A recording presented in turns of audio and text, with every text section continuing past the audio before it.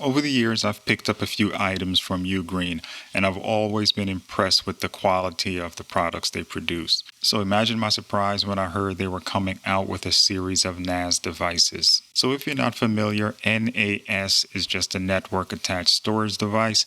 Think of it as owning your own cloud storage such as Google Drive or Dropbox. Now after getting the NAS out of the box, let's take a look. First thing is your power supply. Then you have two Ethernet ports. One is a 2.5 gigabit port. The other is a 10 gigabit port. There's also a few USB ports and an HDMI port on the back.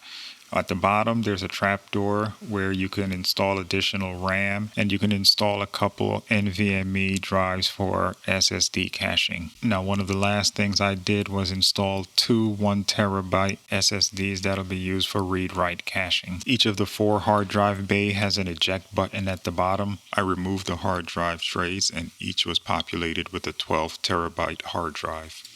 Once the drives were inserted and secured, it was time to place the NAS on my network rack.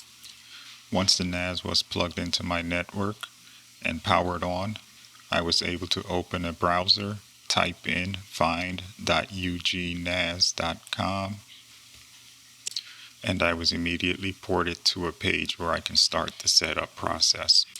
The setup process is for the most part straightforward. You start by creating an administrator account where you set up your administrator name and password. From there, if you want, you can set up a cloud account. That's optional. I'd choose to set up a cloud account because I wanted to have access from outside of the home. Then once I'm logged in and I'm on the desktop for the NAS, I create a storage pool by going through the process of selecting the drives, selecting my RAID configuration. Once the RAID configuration and the storage pool is all set up, I also set up some shared folders. Once the shared folders were set up, I went into Control Panel, File Service, and into SMB tab. In there, I made sure SMB was enabled. And then from that same file service, I went to the Advanced tab and check mark the Enable Bonjour service.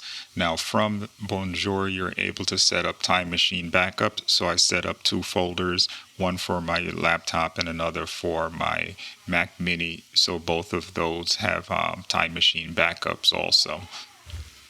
I was also able to install a Docker container that I'm currently running Plex from.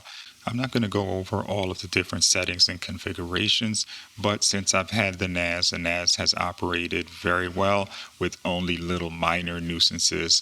Whenever there was a software update or something like that, something might need some troubleshooting.